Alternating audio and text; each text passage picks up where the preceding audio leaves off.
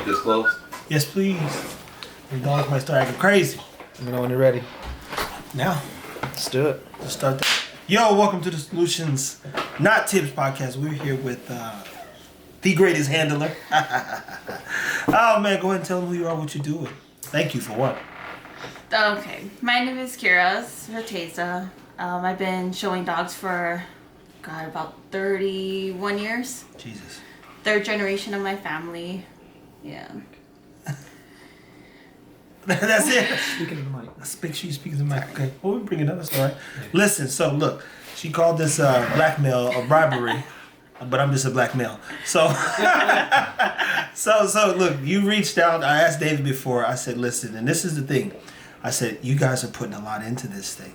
A lot into this. Everybody's coming here. There's a lot of money, time, and energy. So originally when I told them when you came to National, I said, you got to get everybody in there talking about this experience. How many times have you had a dog win Nationals? The Blue is actually my first one. See what I'm saying? See what I'm saying? I said, think about everything in terms of the family. Now, mind you, I'm sitting back watching. I talk to him about his etiquette, how they're dressed. I'm looking at everything from a branding standpoint as well. So I go, man, everybody got to talk about this moment. Everybody has to sit down and talk about this moment, and hopefully, they can learn something from you and your handling. So, you show in the AKC as well, right? I do. Which one's more difficult? It's a give and take, though. It's two different worlds, definitely. When you're in the ABKC or the bully shows, I feel like it's a lot more on the handler because there's a lot more of going in and out of the ring, taking the dogs back and forth. AKC, you go in there, you have a time schedule, you have to be on time though. There's a big difference. Like there's no, the show's at 9 o'clock, but it really isn't starting till 11. 9 o'clock is 9 o'clock in AKC. You miss your ring call, there's no coming back from that. Do you think that that's a good thing or bad thing? It's a good thing. It keeps things running on time, keeps things running smoothly, gives everybody a little bit better of a time frame of, their day and plan out everything, and it's just kind of, the show runs nice and smooth. See, now look, this is no disrespect, but all disrespect to the ABKC. It's one of the, I love business. That's my obsession personally. Mm-hmm. So when something has a flow, when you look at what the AKC is worth, it's worth about $92 million. The only way something gets to that is when there's a solid foundation, right? Agreed. So in the bodybuilding world, guess what? Some of those people get out there on stage, and let's say you get to the Olympia. For those that don't know this, you get 60 seconds. All year long, you get 60 seconds to do your routine and show. If you are late, you get fined $1,500 for showing up late to your event. You know what I mean? And that's how it should be. Yes. You work that hard to come here, and then you still playing? There's a problem. So what are some things handlers should be aware of, and is it important, or to basically work through as many shows as possible? I don't want to say it's important to work through so many shows. As a handler, my main thing that I always tell anybody that's going to get into it or start handling, don't ever lose your passion or your drive or your motivation for what you're starting to do this for. The moment you start to see this as a money venture or anything outside of the dogs and everything else, you start to lose your passion, your moral, your ethics, and those. Without any of that, there's no reason to be doing this. What are some ethics that come with dog handling? Now, and I'm only asking because, listen, originally, old businesses, for those people who don't know this, a lot of times you don't get a policy or a handbook anymore nowadays with these new companies. But back in the day, these businesses would have a code of ethics, right? Mm-hmm. and you got to read them, and sometimes they test you on them, but it preceded the company's values, and they wanted you to embrace them. Mm-hmm. So how important are ethics when it comes to dog handling? Ethics, it's everything. Ethics, morals, I stand by them. Anytime I get a new client, I literally tell them, stay humble through every win, stay humble through every loss. The moment you lose your humbleness in this game, I will not show for them anymore. Because to me, you have to carry yourself with some type of morals through this.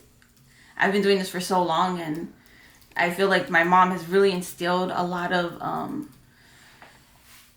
she's instilled a lot into me in this world. And she's always told me, you're getting paid to do a job. You do your job right. Dress the part, be on time, do everything that you promise to your owners. And that right there is important too. I think etiquette. I love etiquette. I love class. That's my thing. I love class. So I've seen you in the ring. Now, mind you, people, I've only been to 3 shows, and I've had no interest to go in any of them. I went because of Aaron Sims sitting over here. He had a dog that I really enjoyed the photography side. I said, man, that dog gets within 45 minutes from me. I said, I'm going up there to see it. I shot a little video and blew him away. But I normally do that, so I was surprised that they were so excited. And then here we are again. So I'm saying all that to say there's a class that Sergio, and Claudia bring to these things. You go, why are they so dressed up? I've seen you dress up every time. Why this? Then you see, an Island Boy in the ABKC Nationals, cargo pants, and you go, oh man. But I love, and then you watch the AKC Nationals on television. You go, Jesus. Dressed the part. You want to be taken seriously. I mean, you dress the part. Those kids even look good. What is a $30 fee to go and get a dry cleaning? Look, you can get 25. What you seen Coach Carter? You seen Coach Carter? He said, go to the thrift store, get you a tie. A $2 tie. It doesn't cost anything. And trust me, people, whether you believe it or not, it'll make you feel better when you take this thing serious. This is dogs, but nobody's playing. Agreed. So what's your favorite dog? Personally, to show is a German Shepherd. Oh, wow. Yeah. I like the little challenge. And what's so challenging? I would have never guessed that. I'd have been left field right there. It's not a dog that any handler can just grab and take in. Okay. It is, there's a whole different way to go about handling a Shepherd, and they are very temperamental. They are their own mind. They're their own person. Now, that's and something. I like the challenge behind showing them. Oh, so how many have you shown? Do you get to show them regularly? So Shepherds are one of my main breeds that I show, breed, and I come from my grandmother bred and shown German Shepherds to my mother, and then now me, and I have several that I co-own and own personally. Oh man, That's funny. The first dog my grandparents ever let me get years ago was a German Shepherd. It's not a dog for everybody. No. It's not a breed that I truly love to own, but in a show ring, there's nothing like it in a show ring. God, that is interesting. I don't even remember last time I've seen a solid shepherd. Oh. I have to see one. I'm gonna have to show you a few. I'm like, I gotta go see this because I haven't seen any of the quality ones in a long time. It's truly an amazing breed to watch in the ring.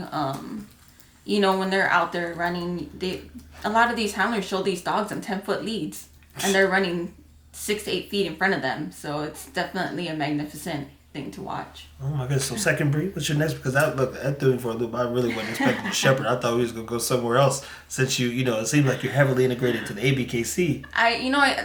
Blue has been a special dog to me though. A lot of the times I tell people like, oh, don't get too attached to these dogs. They're just gonna come and go in your life. But every time I take on a dog, it's just they get loved up and cared for like my own personal. But Blue is definitely, he's left an imprint in my heart, and I've truly enjoyed showing and presenting this dog. Starting with him, he did not love the show ring. Yeah. That dog did not love to do this. And I want to say maybe by the third, fourth show, he started to get a hang of it, and he started to be like, all right, I think I can do this. Yeah. And he just got better and better every time. So, the bully has been something that I've truly been enjoying showing, and I've been doing the bullies for maybe about 10, 15 years now. It's just something smaller in the island because I come from Hawaii. But the shows weren't as big there, so we weren't getting shows every weekend and every chance we could. But since I've been here in California, there's an opportunity every weekend to get to a dog show now. Every weekend. So going back to the handling side before we go back to the dogs, I know in the AKC, I know money can get confusing sometimes. People get blinded by money though. There you go. But there are some handlers in the AKC that tax. I'm talking like, they show 5 of your dogs, that's $500 a dog. Yes. And so how do you, but from a business standpoint, it's like, hey, this is the value I bring to the table. Yeah, so it's not so much like, hey, this is the value, this is my knowledge, this is everything how long I've been doing this for.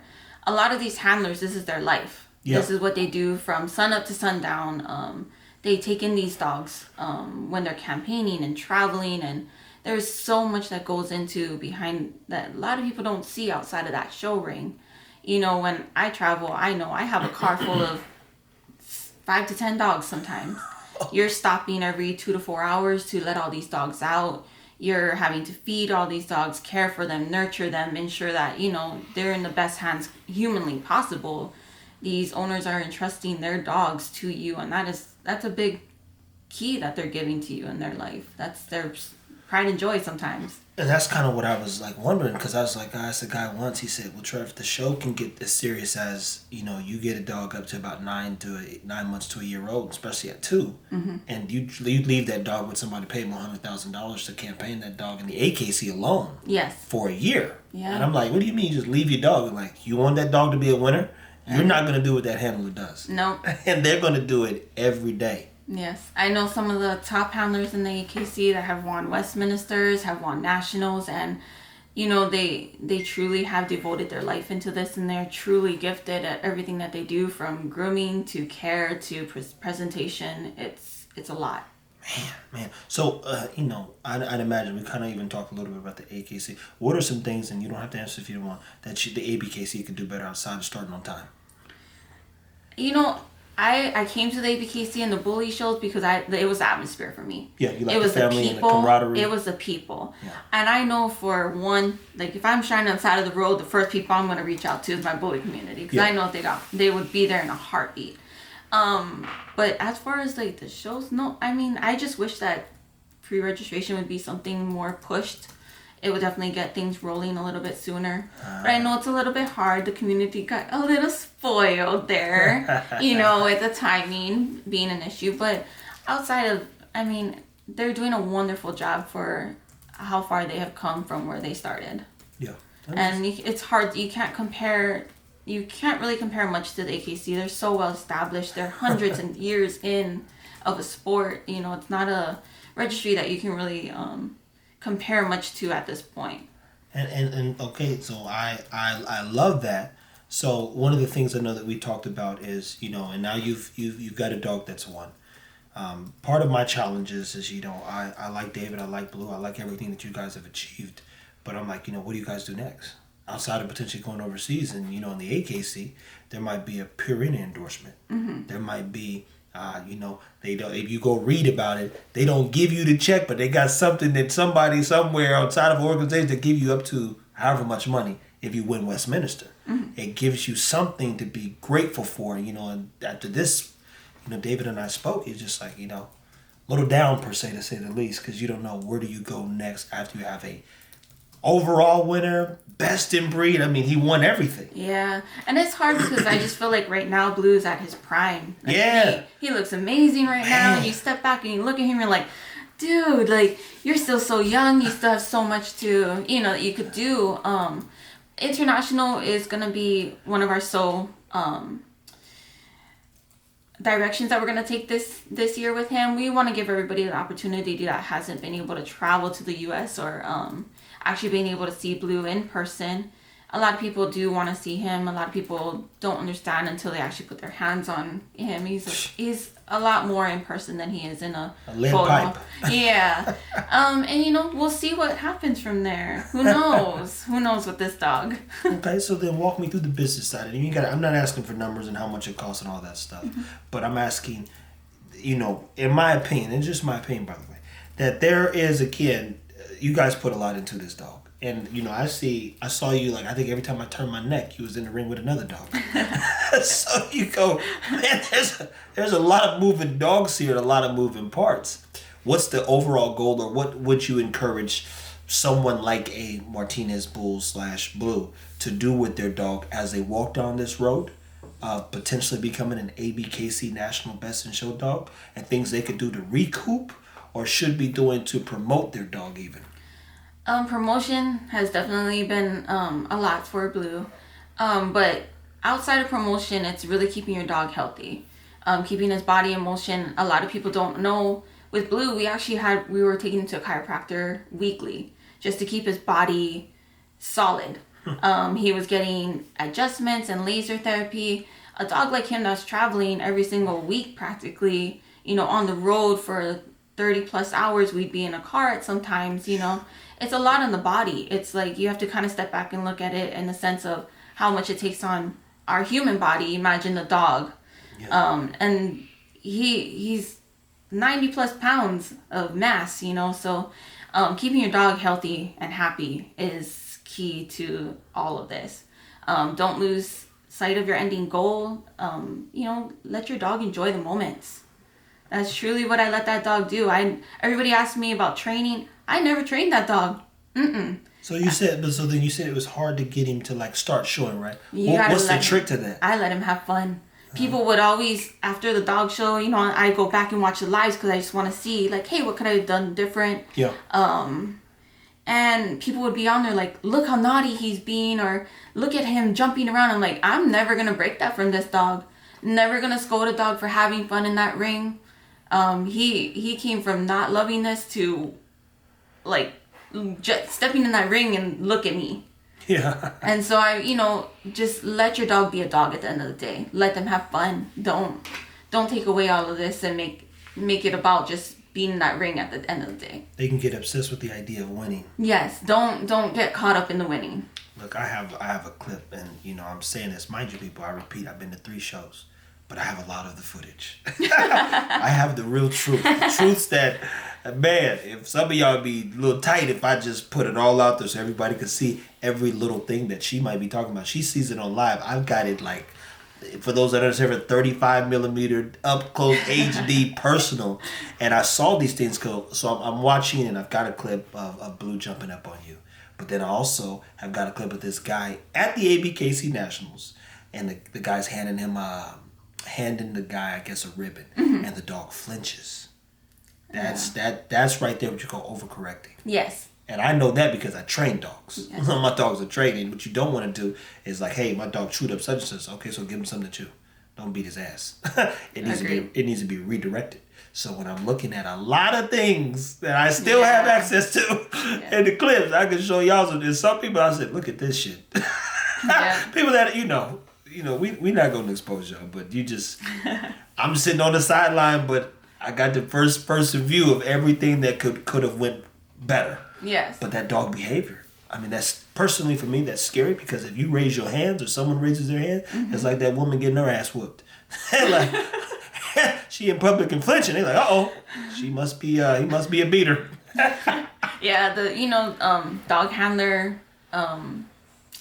their connection is everything in that ring. And like I said, just allowing that dog to be a dog and enjoy that ring is key to me, is key to success. And so how much, I know that you said something about just loving the dog, right? Mm-hmm. Godly, man, you could tell the difference between even the dog trainers. One of my dog trainers loves his dog.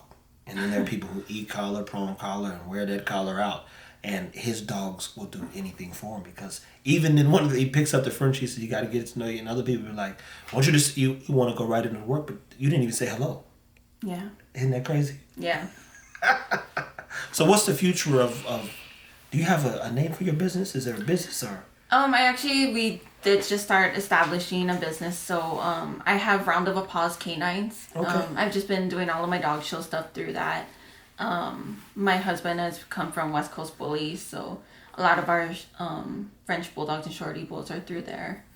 But okay, so what's the future of that look like? I know you guys do some breeding too, I'd imagine? We do. We currently have a litter of French Bulldogs, and I've been so excited about this litter. It's just been taking forever to get this female. These Frenchies, they're difficult to be breeding. Look, tell me about these Frenchies. I hate those things. I have 2 They of are them. not for everybody. I'm trying to tell you, man. Look, a buddy literally handed me one for free, and he paid Yeah. a lot. I mean, I'm talking like if you go rich during COVID, I gave a woman $13,000 in Canada.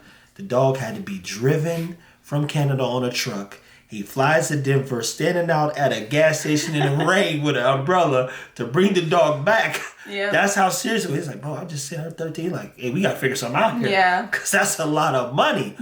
And then he's like, he did a litter. He's like, here. Yeah. And I'm like, all right, man, I'll see what I can do. I'm like, oh, hell no.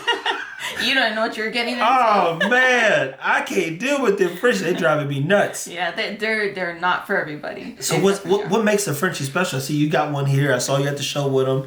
I mean, why do you like this dog? Their personality. They are literally that dog. When you're having a bad day, they're gonna do something. It's just gonna make it all better. Oh my God. Are you no?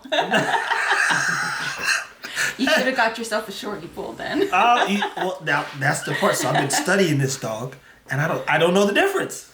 You know, I always tell anybody that comes from an American Bully, and they start to toss around the idea of a French Bulldog. I'm like, no, you might want to research a Shorty Bull. It might be better for you because they're a little happy medium of both breeds. Yeah, they got a little drive. I've been studying them, man, and I can't pull the trigger because Frenchie's still worth more. the Frenchies still got more value. They do. And that value is going up. So I was like, I ain't gonna deal with them, but I got them, and I'll put them in the right hands, kennel partners, so they can manage them. But I'm like, I like giant schnauzers. Okay, they're a beautiful breed. Exactly, Black Russian Terrier. Yes. And again, those bullies, and I come from that pit bull space. You like the working breeds. Look, yeah. I like a dog that can do something. I can't deal. To me, I was raised around some old jokers that hunted and did various things. Yeah. And they was like, if a dog cannot do this, and their that, job.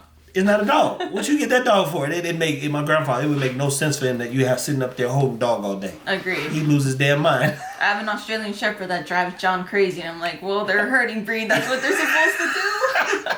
And those things are on 10 all the time. All the time. There's no off button. Oh my gosh. So what's the future of you guys' program? Are you campaigning another dog? This year we kind of took the direction to focus on our personal, our own dogs. So I do have an up and coming Shorty Bowl that I have a little bit of high hope for. Just got to kind of get her all together, going together, you know. She not acting right.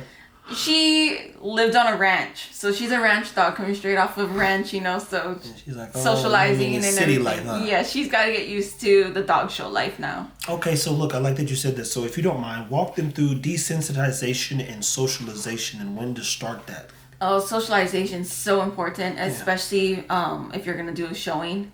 My puppies, they travel with me from the moment they are fully vaccinated. They don't even need to be going in the show ring. So that's like 8 weeks or 6 weeks or 4. I don't know. So I try to tend to keep my puppies home for until about 12 weeks. It's just me I'm petrified to catch anything. All of us are. Isn't that funny though? Yeah. I don't know if parvo's in the wild, but now we've got these concentrated environments where it's poop and all kinds of stuff on the concrete, the grass. Yes. It is a frightening thing, people. Parvo's very expensive, and it's scary to see a dog. I had 3 dogs I caught at one time. You know, knock on wood, I've been blessed that I have not crossed those paths yet. But, you know, socializing, my dogs, just in this past show in Vegas, I brought 3 dogs with me. I didn't even need to come on the road with me. It was extra work, but they're all young puppies that need to start getting used to traveling on the road, being at a dog show, getting through, you know, what it's like in a day of being a show dog. And so it's just, one of them is 5 months, one is 6 months, and the other one is 4 months. So they have to get used to it, and it's important they get out there and socialize, because the more you keep them bundled up at home, they're not gonna adapt well into the show ring. Yeah. And anywhere else for that matter, man. You have a bigger dog, it's like a shepherd. That, you know, there's a nature in each one of these dogs. Yes. And that nature, you know, is like nurture or nature. You need to nurture the nature because the dog's still a dog. Yes. I mean, there definitely are breeds that are much easier to adapt and socialize than others, but at the end of the day, if they're not getting socialized, it's not gonna be an easy roll in that ring. So let me ask you this. And then it's back on the Frenchie thing, because I'm like, goddamn, this fucking Frenchies. What's the biggest difference between a French Bulldog and a Shorty Bowl? And which one do you like more? Honestly, I love my Shorty Bulls. And I tell everybody this, at the end of the day, owning breeds, Shorty Bull is one of my favorite breeds I've ever owned. Yeah. And their drive, their motivation, their determination to just please you there's nothing like it. They're a very loyal breed. It's like having a German Shepherd and a small little 30-pound dog. You know, and that's one of the things. I saw the clip where Jamie Sweet is that her name? Yes. Okay. She's got this Shorty Bull jumping on a platform, and it's relatively high, and it's just like, boom again, boom again, boom again, boom. I was like, man, this thing is going. They should be able to do that. I tell everybody, you know, you have a Frenchie and you have a Shorty Bull. I can guarantee you my Shorty Bull is going to run laps and not drop dead at the end of the day. In 90-degree heat, my Shorty Bull would be fine. And that's the part that is like, it's got me on the edge. I'm on the fence about them. I just don't know the difference yet. I'm still trying to make, because it's like, it looked like a Frenchie with cropped ears. That's what a lot of people say. Yeah. There's definitely a lot more to go into them than No, I know. Frenchie with cropped ears. So what is the trick then to creating a breed? Because you need identifiable features and, basically something that says this is this and this is that. So I'm really not the one for that question. There's different ways that the Shorty Bowl were created. There's 2 different ways that they were done. There's different bloodlines and everything that started the breed. I am still a newbie to it. I'm still learning. I've been blessed to be taken under the wing of a wonderful kennel that's been teaching us the ways through it. Okay. And is there any other dogs in your future that you're going to acquire and show the hell out of? Right now, I have in the ABKC. Any of them. I mean, I like that you. Part of the reason too I wanted to sit down with you is I respect business. Like I said, I respect etiquette. I love quality and integrity. And when you go into just watching the show, comes on Thanksgiving almost every year. People, the Nationals. Yes. You see that, and again, I've been on the bodybuilding side. I'm never going to get on stage, but you start learning those rules. Yes. And you say it makes sense because they pay for the top 10 people to come. And then if you don't show up on time, you should be penalized. And those type of policies, when we talk about ethics, right? Right. You can build your ethics. You can work backwards and build ethics and morale, if you would, based on a standard if it really means something to you. Agreed. So you say, hey, this is a standard in the AKC. If you fucking miss, you might get fined and just get DQ'd. You did all that driving. 30 you missed that ring. And that's it. And it's like, hey, well, good luck. The show must go on. Yes. If you love it, you should have been here on time. Agreed, because you have only 2 minutes in that ring. 2 minutes. 2 minutes to... See? 64 human on the bodybuilder, 2 minutes for a dog. And what are the 3 things that people should focus on when being in the ring? What's the key? Yeah. I mean, 2 minutes. I don't know what I literally have no clue. When I tell you no clue, I've never even really talked to a judge. And I tell them all the time, I don't care, to be honest. But I don't want to say that there's 3 things, though. I want to say that the moment that you step in that ring, as long as your dog goes through the motions and does everything that you ask of them, win or lose, praise the heck out of that dog, because being in that ring for however long you need to be in there, that's a lot on those dogs. Sometimes it's a lot of stress for them, but a lot of people get mad when they lose. I'm like, hey, did your dog walk around the ring? They're like, yeah. I'm like, did your dog stand for examination? They're like, yeah. I'm like, success. Every show, there's always another show. Sounds like you need to write a book. Show. No. Oh, man. John, you get this one right now. See, this is, I mean, think about it like this, and I know you're probably going to show until your knees fall off. Probably. I might be even you might have to push me around in a wheelchair. He's like, hey, just come on. Get this dog rolling. But that's the thing, too. So even when I talk to David, there's a business component to it. And the reason why even I'm here and, I've had to go see Ron, had to go see, I talked to Sergio, had to go find all these people. Because you get back in, you say, hey, where's the information at? And if you type in American Bully, some of the earliest things that pop up are 10 years ago, 8 years ago, 6 years ago on YouTube. And none of them are talking dog. They made it so personal. And this is not towards you or any. They made it so personal that I'm like, bro, I just need to learn about the dogs again. Agreed. That's all I want to hear. Where can I go and learn about the dogs so that I can get back in and do this right? Agreed. And so I had to then Ruben and find all these people who disappeared. Chris Moore. They disappeared because they tired of the shit and they don't want to be bothered. But I got them to talk.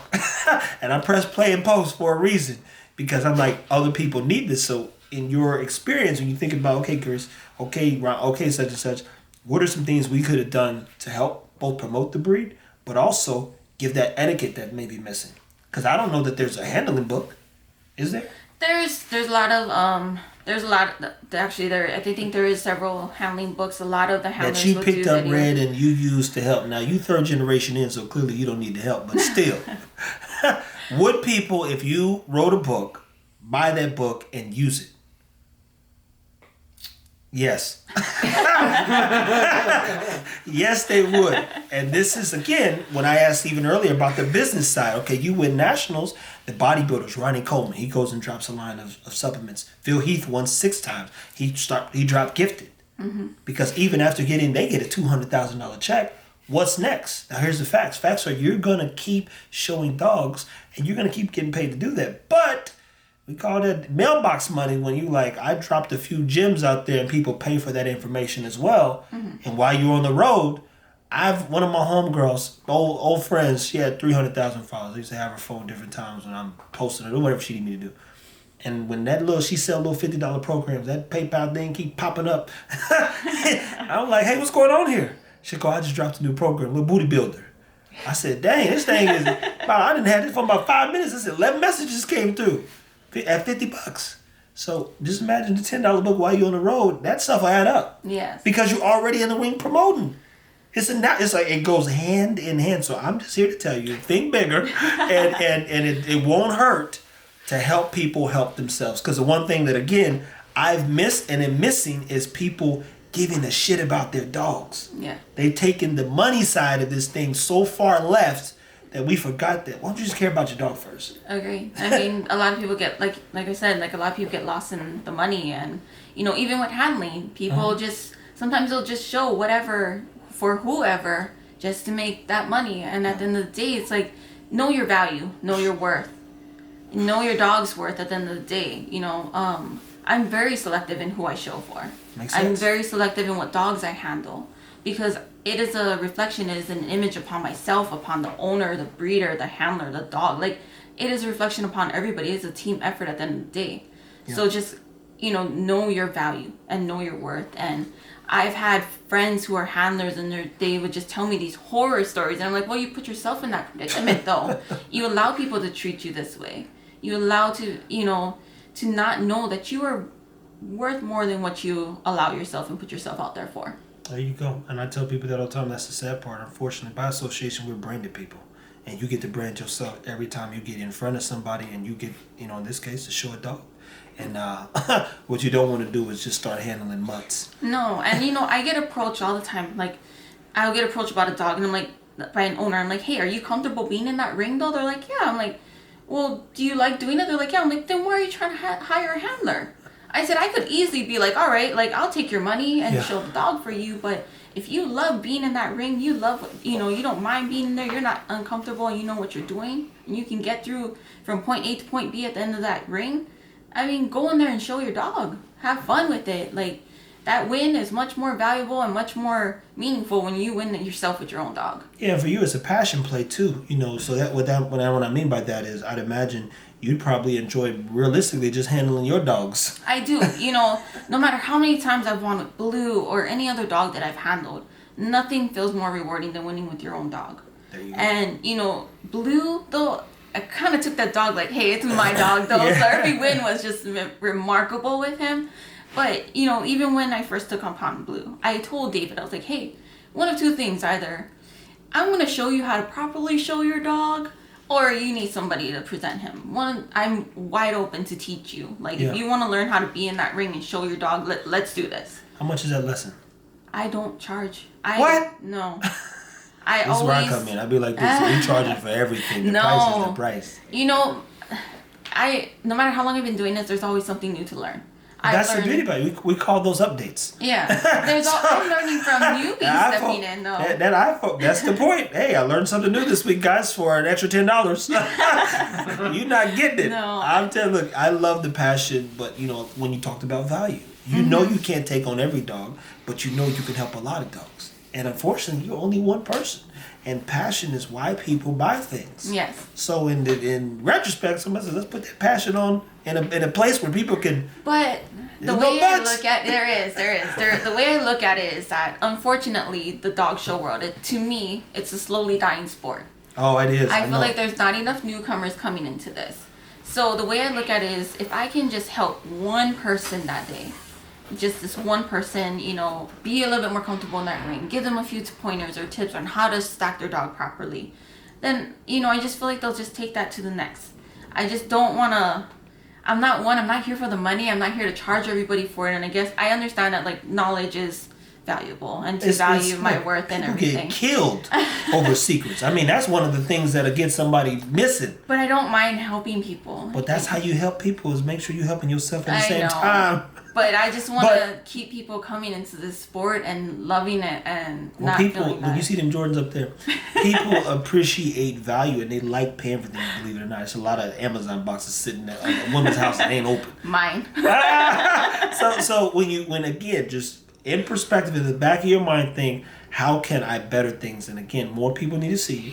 They need to see your work. They need to see your ethic. Because I mean, I don't know anything about the show world. I have no clue, but I would agree. Because people are doing more humanization of dogs. So it's almost like bad to show a dog. Bad to let it... Bad. And it's like, y'all don't even know what a dog is for, what it's supposed to do, right? No. And a lot of people don't understand that these dogs were bred to do something. Yeah. They're, and that's almost all of them, people. Even Maltese has some drive. It's a companion breed. There you go. There's dogs that were bred to be a companion breed. There's dogs that's meant to be in a ranch. Dogs that are meant to be in a working force. But they're all bred for something at the end of the day. There you go. So, and that's actually where I was going to go to finish this thing up. What are some things that you would then do if you could to better all the people who should be in the show ring? And I mean, let me make sure I ask the right question. What I'm saying is you said to a degree it's possibly dying some. Mm-hmm. How do we make it better? How do we bring people back in? Go in that ring and just... how do you word this? Just do better. Do better. Stop losing focus on what we are all in that ring at the end of the day for, to better the breed. And that's all breeds, right? All breeds. As a breeder, you're supposed to be there to breed a healthy dog, breed to the standard, breed a better dog. You should always outbreeding what you have. So how much, if you had to predict, and this is give me a good number now. If you had to predict, how long before this comes to an end? I mean, it's going to be a long time. It is going to be a while. But I can, that's why I'm so motivated. Juniors for me, junior handlers are everything. These kids, I try to tell everybody, these kids are the future of these sports. Without bringing in new people, without bringing in children, it's just, where is this going to go? So you need to have a junior handler retreat. That's what it sounds like to me. Hey, I got a couple. See what I'm saying? Go ahead, give them a shout out there. Put them out there so they know, look, you are getting Megan's deal. See what I'm saying? One side. These kids are underestimated. There's a lot of talent in these children, and guided the right way, they're definitely gonna be the future in all of these shows. So then that in itself is its own reward, but also the biggest opportunity lies in really investing in the mind of a child. Yes. And then cultivating a space for them to grow and want to grow and teaching them how to love and lead. Yes. And live a little bit. I mean, the same thing, when you're bringing in somebody new into the breed, into the show world, the show atmosphere, definitely guide them, help them, teach them, point them in the right direction. There we go. Well, listen, I know we talked you into this. That's all right. Have you ever done a podcast before? I haven't. My. Everybody keeps trying, and it's just, I don't like the spotlight. I just feel like you in the middle of the ring. I'm so confused. I love the ring, though. There is no place like the ring. That's so good. That's what David said. He says, "Man, I don't even think he asked you. He was like, man, I don't think she's going to. She don't like being in the center of attention." I'm like, bro, she's in the middle of a ring 8 times a day. The ring is a whole new place, though. That's second nature to me. Yeah. Well, I would tell you've definitely dropped some gems. You've got some good banter. I don't have a script here. I literally just. You didn't. You just kind of hey, here we go. All right, we're going on. See what I'm saying? I'm bullyish, if you would. I said, David, she done fucked up. She hit me up now. She wants one of them videos, baby. All I wanted was a picture, and then I got with a podcast. I'm like, I'll do it all. You got to sit down and do this podcast. That's what you call skills, people. Yeah. You got to have something that she values. Now, mind you, she's seen the videos, and from a promotional standpoint, I saw Blue in person, and I remember even the first time I saw him in Fort Worth a couple years ago now, and I told Aaron, I said, I get it. Because at first I'm like, this dog looks, kind of small and he looks odd, and then you see him in person, you see I saw his movement, I was like, shit. Nothing does him justice like being in person. Yeah, and so then you put a video together, and the video, it murders. It really draws perspective and slow. I mean, you get to see the dog in a way that it's not been shown. No. So, I mean, well, and then good talent behind it all, right? I mean, I ain't gonna give myself that. He's a little bit talented. I'm still learning because again, the first time I ever shot a dog, I reached out to the dog trainer guy who was doing bite trains. I said, hey man, you mind if I come shoot a video? And even he was like, yeah. He said many people come out here, man, and he said you fucked us up with that video. I'll be honest with you. No, like I tell everybody, there's a way to shoot a dog, and whether it's video, whether it's photo, it's not easy to capture a dog in their true essence. No. And that's also why I like Blue too, because he can move a little bit. He can do some things. Just a little bit. Yeah, we did some sick stuff in the sand the other day, man. I saw a little bit. I got a little clip. We did some sick stuff in the sand the other day. You go, man, it is. I love that. Yeah, you would never think that a dog of that mass can move and get through the sand or anything. He's moving that sand. I had to reverse a clip because it looks so. It's not an effect. It's real life. There's no VFX in this. So I'm glad that I had the pleasure and the opportunity, and that David reached out, understanding that there needs to be better promotion of the breed. The breed. They're very misunderstood, very stereotyped, and there's a lot more to them than people think. And then, so for me, even sitting down with you say, how do we better communicate that? Well, we got to talk to the people who are practicing communications every day. And so the value of this, even sitting down with you, is, it can last forever because, again, people don't know what it's like to be in the ring. They don't know what goes into this. They don't know that you drive 30 hours potentially regularly, to say the least. Yes. Yeah, and you got a whole van and you got 60. You can take extra dogs. I know how hard. I got 8 dogs at the house. I know how hard it is to keep 5. I've always had 5 dogs.